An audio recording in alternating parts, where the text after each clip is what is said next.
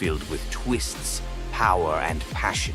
Ever wondered what it would be like to walk through the ancient world and encounter mythical creatures from Greek mythology?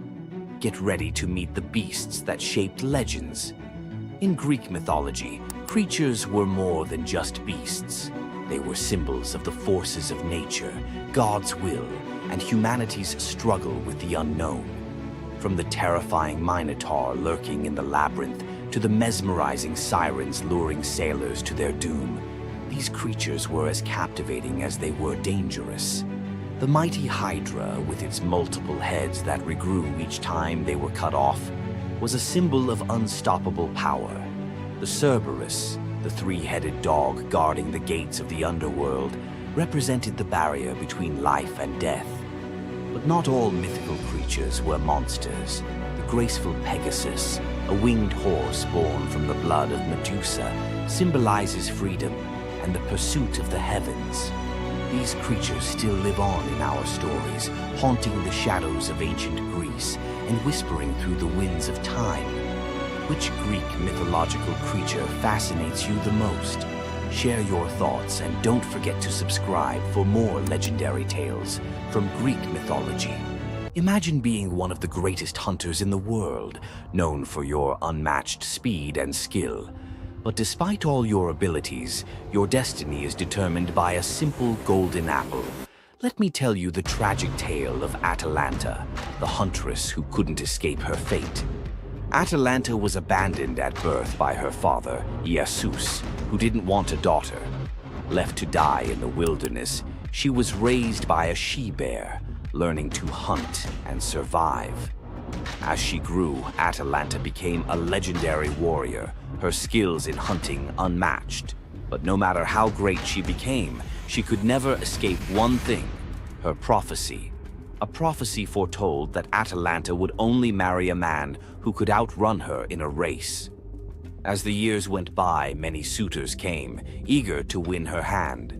But Atalanta, fiercely independent, defeated them all.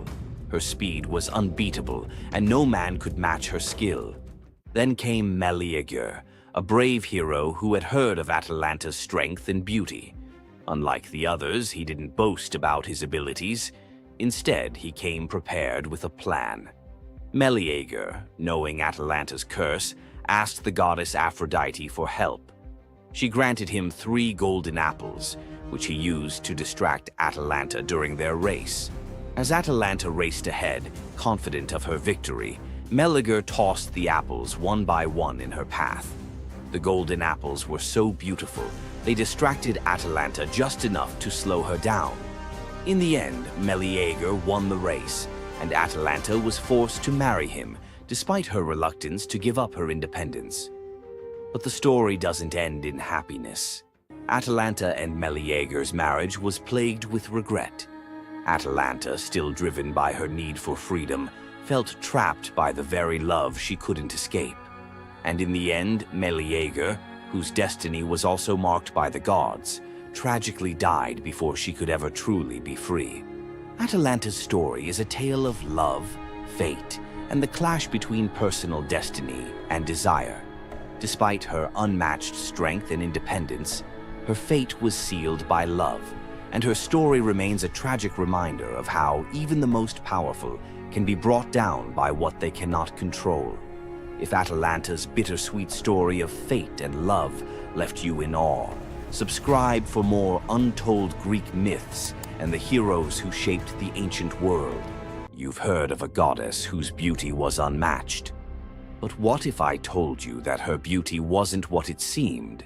In fact, her allure led to some of the darkest consequences in ancient myth. This goddess, adored by many, held the power to captivate anyone with a mere glance. She was so beautiful that her charm could sway the gods, kings, and mortals alike. But this beauty came with a deadly price. The goddess we're talking about is none other than Aphrodite, the Greek goddess of love and beauty. While she is often depicted as the epitome of grace, sensuality, and allure, her beauty was more of a curse than a gift. Aphrodite's powers extended beyond just physical beauty. Her charm was irresistible, but it came at a cost. Her very presence could bring turmoil. Many heroes and kings fell victim to their obsession with her. Take Paris, for instance. His decision to choose Aphrodite as the fairest of the goddesses set in motion the events that led to the Trojan War. His desire for her beauty caused the death of thousands and the fall of Troy. But Aphrodite's beauty didn't just destroy men, it could break gods too. The tale of her and Ares, the god of war, exemplifies this. While Aphrodite was married to Hephaestus, the god of blacksmiths, her passionate affair with Ares led to chaos among the gods. Her beauty wasn't just about attraction, it caused jealousy, betrayal, and ultimately destruction. Despite her dazzling appearance, Aphrodite was also a figure of deceit and destruction, proving that beauty, when it holds such power, can be dangerous. It's no wonder the ancient Greeks warned that appearances can be deceiving. Aphrodite's beauty may have dazzled the world, but her story teaches us that sometimes what's on the surface can mask a much darker reality. So, was Aphrodite's beauty a blessing or a curse? The myths suggest that beauty, when wielded by the gods, is never what it seems. If you want to uncover more hidden truths about gods and goddesses from the ancient world, hit that subscribe button. There's so much more to explore in these captivating stories of the past. Imagine having a wish so powerful that everything you touch turns to gold. Sounds like a dream, right? But for King Midas, this dream turned into a nightmare. Let's dive into his tragic story. Once upon a time, King Midas ruled over a prosperous kingdom known for his wealth and opulence. But Midas wasn't just content with riches. He wanted more. He wished for the ability to turn anything he touched into gold. One day, the god Dionysus appeared before him and, impressed by Midas's devotion, granted him the wish. At first, Midas was overjoyed. Everything he touched, his food, his treasures, his furniture, transformed into gold. His wealth grew beyond imagination, and his joy knew no bounds. But soon, Midas realized the curse of his wish. He touched a rose, gold. He touched his food, gold. Desperate for a meal, he tried to drink water, gold. In horror, Midas realized that even his daughter, whom he loved dearly, turned into a lifeless golden statue when he touched her. Furious with the consequences of his greed, Midas begged Dionysus for mercy. The god, seeing the king's suffering, told him to wash in the river Pactolus. And in that moment, Midas's golden touch was taken away. The river's waters, now imbued with Midas's curse, carried gold downstream, forever tainting the land. King Midas's story is a reminder that greed often blinds us to the consequences of our desires. His once prized gift became his greatest curse, teaching us that not all treasures are worth the price. If King Midas's tale of power and greed left you thinking, make sure to subscribe for more epic Greek myths and their timeless lessons. Stay tuned for more stories of fate, love, and the gods' wrath. Imagine a woman so terrifying that a single glance from her could turn anyone into stone. Medusa, a name that echoes through history as a monster, a villain, and a symbol of pure horror. But what if everything you thought you knew about her was wrong? Medusa wasn't always a monster. Her story is one of betrayal, injustice, and a curse she never deserved. She wasn't born a villain. She was made into one by the gods themselves. But even as a victim, she found a way to turn her tragedy into power. Today, we'll unravel the myth of Medusa and discover the deeper truth behind her story. From her tragic origins to her transformation into a feared Gorgon, to her epic confrontation with Perseus. This is the tale of Medusa like you've never heard it before. Long before the snakes, before the curse, Medusa was a mortal woman of extraordinary beauty. She wasn't born a monster. She was born human, the daughter of the sea gods, Phorcys and Ceto. While her sisters, Stheno and Euryale, were immortal Gorgons, Medusa stood apart as the only mortal among them. But it wasn't her mortality that set her apart. It was her beauty. Medusa's golden hair, radiant complexion, and striking eyes captured the attention of everyone, even the gods. She served as a priestess in the temple of Athena, goddess of wisdom and war, vowing to remain pure and devoted to the goddess. This is where her life took a tragic turn. According to the myth, Poseidon, the god of the sea, became infatuated with Medusa. Overcome by desire, he pursued her relentlessly, and one fateful day he cornered her in Athena's temple. Medusa, defenseless, could not escape his wrath. But instead of protecting her, Athena turned her fury against Medusa. The goddess, enraged by the desecration of her temple, cursed Medusa for what had happened, punishing the victim instead of the perpetrator. Athena's curse transformed Medusa into a Gorgon, a being so hideous that no one could bear to look at her. Her golden hair turned into a nest of venomous snakes, and her eyes became so powerful that a single glance could turn living creatures to stone. This moment defined Medusa's new existence. Once revered for her beauty, she was now feared and hunted as a monster. But beneath the horror of her transformation lay a deeper question.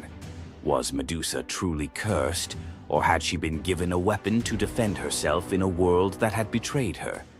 Medusa fled from civilization, retreating to a remote island where she lived in solitude.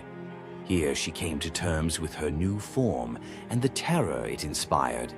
The snakes in her hair hissed constantly, and her reflection, once a source of pride, was now a weapon she couldn't dare to look at.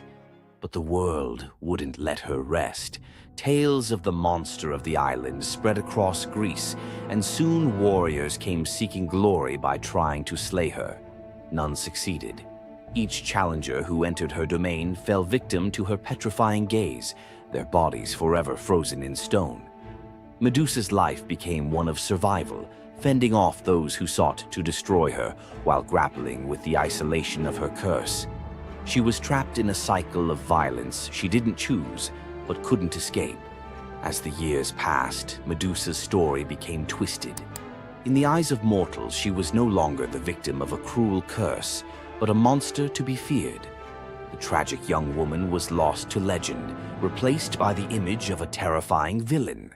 Enter Perseus, a young demigod with a destiny to fulfill. Tasked with bringing back Medusa's head as proof of his strength, Perseus embarked on a perilous journey to find her. But unlike the warriors before him, Perseus wasn't relying solely on his skill. He had the favor of the gods. Athena and Hermes provided Perseus with gifts to help him on his quest. Winged sandals to fly, a reflective shield to avoid Medusa's gaze, and a sword sharp enough to cut through anything. Most importantly, he was given a magical bag to safely carry her severed head. Perseus's journey to Medusa's lair was filled with danger, but none compared to the final challenge, facing the Gorgon herself. When Perseus arrived, Medusa was sleeping. For the first time in years, she looked peaceful, an almost human reminder of who she once was. But Perseus couldn't afford to hesitate. Using the reflective shield as a mirror, he avoided her petrifying gaze and struck with precision, severing her head in one swift motion.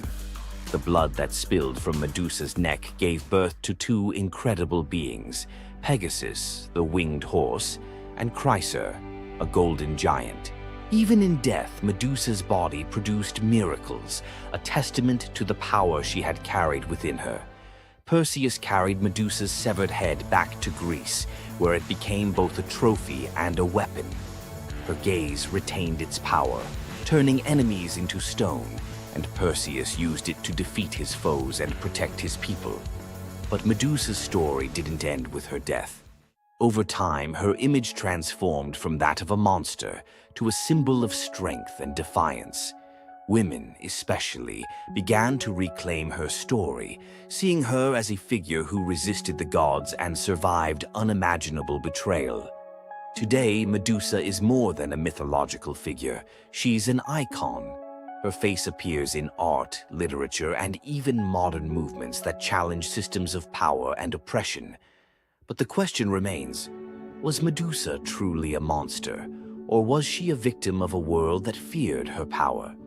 Medusa's story is a reminder that myths are more than just tales of gods and heroes. They're reflections of human nature, of the injustices and triumphs we still see today. So, what do you think? Was Medusa a villain, or was she a misunderstood symbol of resilience? Leave your thoughts in the comments. Give this video a like if you found her story as fascinating as we did. And don't forget to subscribe to the channel for more deep dives into the myths and legends that continue to shape our world. Until next time, keep questioning, keep exploring, and keep looking beyond the surface. We all know Zeus, king of the gods, whose power seems absolute. If there's an ancient force even he won't cross. This is the story of how Zeus was humbled by the goddess of night herself, Nyx. Long before Zeus, there were primordial gods who were the universe's core forces. The most powerful was Nyx. Born from chaos, she is the night.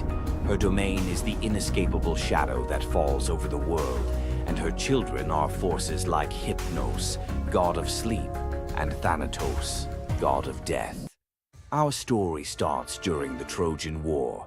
A furious Hera wanted to help the Greeks against Zeus's orders. To do it, she needed Zeus asleep. She went to Nyx's son, Hypnos, with an irresistible offer. Put the king of the gods into a deep slumber. Hypnos was terrified. He'd helped Hera once before, and when Zeus woke up, his rage was legendary. He hunted Hypnos, ready to hurl him into the sea. The desperate god of sleep fled to his mother, Nyx. When Zeus arrived, he stopped dead. Unwilling to offend the ancient knight, he retreated. Despite the memory, Hera's new offer was too good to pass up. Hypnos put Zeus to sleep, and Hera got her wish. But this story from Homer's Iliad isn't about the trick. It reveals Zeus's deep, reverent fear of offending night. Nyx's power isn't about force. It's her very essence, a cosmic order he dared not challenge. The clash between Zeus and Nyx wasn't a battle of thunder and shadow, but of authority versus primordial power. Nyx's presence alone was enough to remind Zeus that even he has limits. The brilliant order of the day must always give way to the profound mystery of the night. If you enjoyed this trip into mythology's shadows, like this video and subscribe for more. Comment below on which primordial deity you want to see next. Centaurs. Half man, half horse. Heroes or savages? Think you know the full story? Wait until you uncover the darker side of these iconic creatures. Watch till the end to discover what ancient myths don't tell you about the centaurs.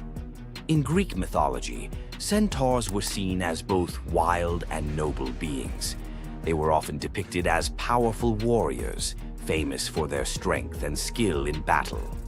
But what if the truth behind them was far more sinister than anyone imagined?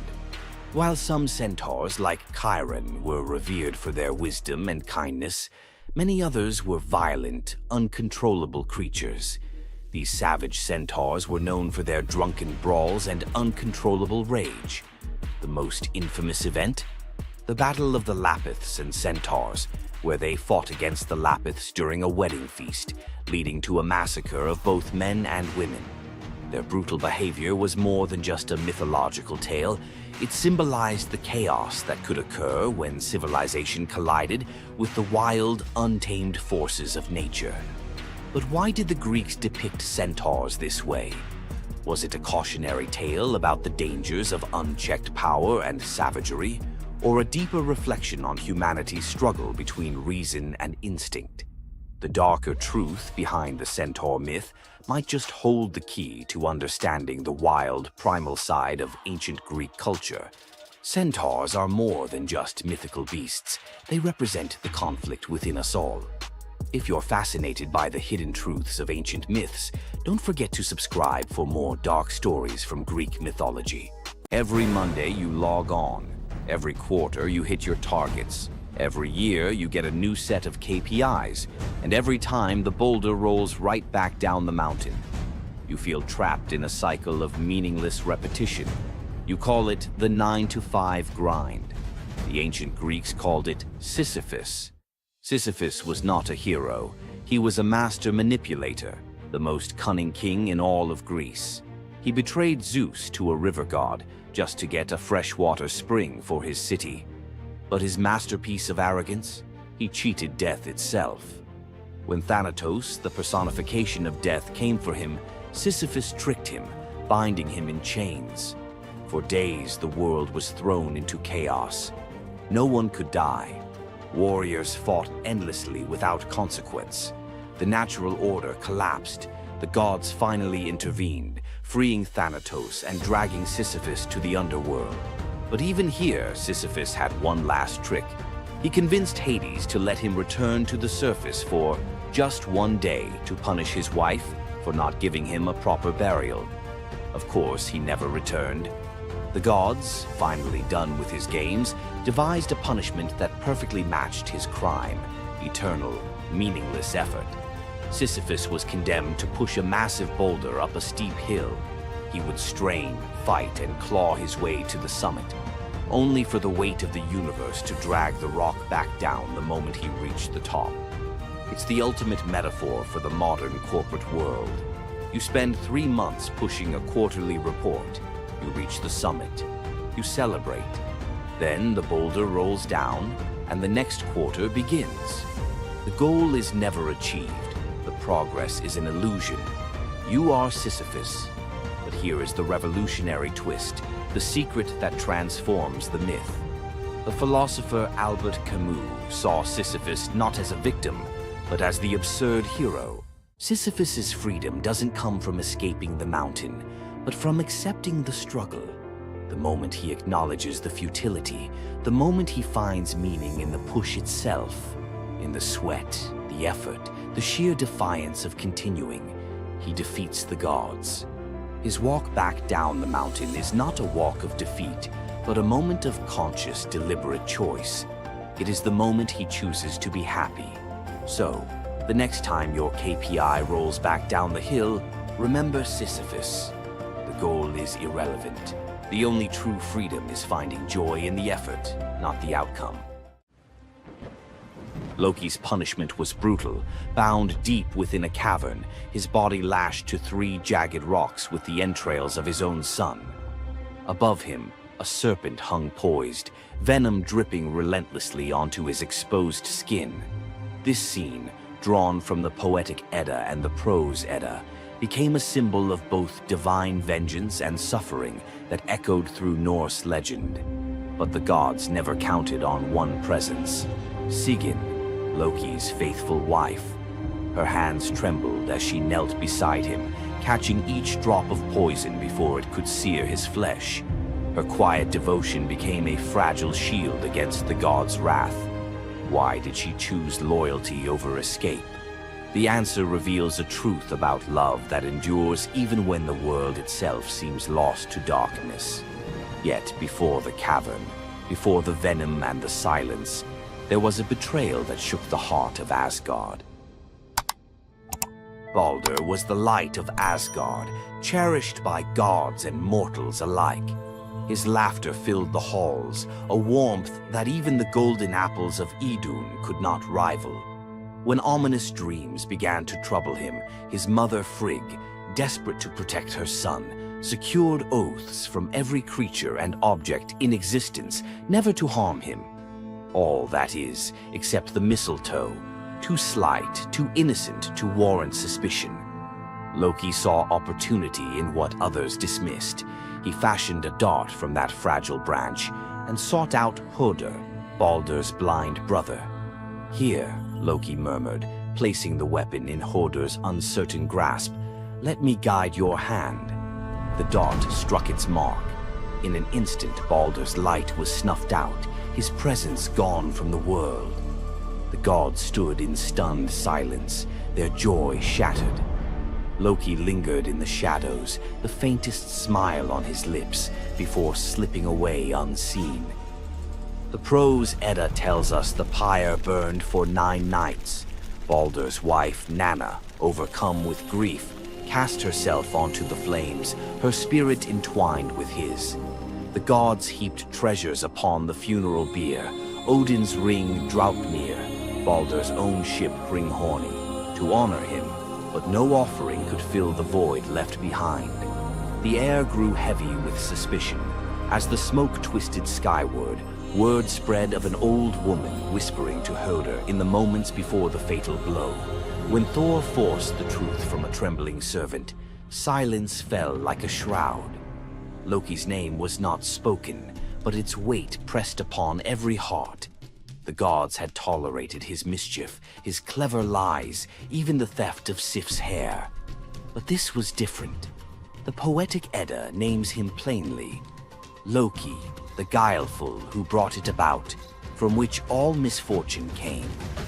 Odin convened the gods to pass judgment. No mead flowed, no boasts rang out.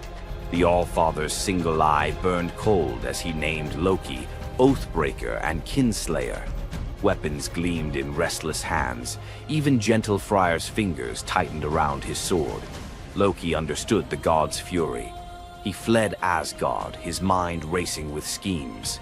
As told in the prose Edda, he built a lodge in the mountains, doors on every side, always watching for his pursuers. Still, he could not outrun their vengeance. Odin's gaze found him, even in hiding. When the gods arrived, Loki tried to slip away, transforming into a salmon to evade capture in the river's swift current. But Thor's grip proved stronger than fate. Dragged back through the gates he once helped raise, Loki passed faces twisted with anger and betrayal. The gods' judgment was swift. The path ahead led not to mercy, but to a place where pain and silence waited in the damp and the dark. They forced Loki into the heart of the earth, a cavern where the air pressed cold and heavy, and every sound echoed off stone walls, slick with damp. Water dripped steadily from above, each drop magnifying the hush that settled over the gods as they set to their grim task. The stench of venom lingered, sharp and persistent, mingling with the iron tang of old blood. Odin's single eye caught the flicker of Skadi's movement. A silent nod passed between them, sealing what would come next. 3 massive boulders, freshly gouged with holes, stood ready. The gods had not brought chains or rope. Instead, they made Loki's punishment a reflection of his own chaos. The prose Edda tells us they transformed one son, Vali, into a wolf who slew his brother, Nari. With the entrails of Nari turned to iron by the god's will, they bound Loki fast, wrists, neck, thighs, and ankles locked tight against the unyielding stone. As the Völuspá declares, with the guts of his ice-cold son, the killer is bound. Each knot and twist was deliberate, a reminder that his own blood now held him captive. The weight of the rocks pressed into his flesh, a constant ache that would never fade. Skadi stepped forward, her presence sharp as frost. In her hands a serpent writhed, its fangs gleaming. She fixed the creature to a stalactite directly above Loki's face. "For Baldur," she said, her voice steady and cold. The serpent's jaws parted, and a bead of venom gathered at its tip. It hung for a moment, then fell. Loki's scream reverberated through the cavern, his body arching in agony as the venom burned into his skin. The pain was relentless, searing into bone, and the world above felt its echoes, earthquakes shaking Midgard, rivers shifting, the roots of Yggdrasil quivering. The gods watched in silence, their faces unreadable. Justice, they believed, had been served. As the serpent's venom continued its slow assault, the rhythm of torment became all-consuming. The next drop formed, poised to fall. Then a figure emerged at the edge of the chamber, a woman, silent, a wooden bowl cradled in her hands. Sigin's arms were blistered, her sleeves stained, but her grip was unwavering as she stepped into the circle of pain. The cavern held its breath. Sigyn knelt, her presence a quiet defiance. The venom hissed into the bowl, wood darkening with each drop. The gods turned away, their judgment complete, but the story within the cavern was only beginning.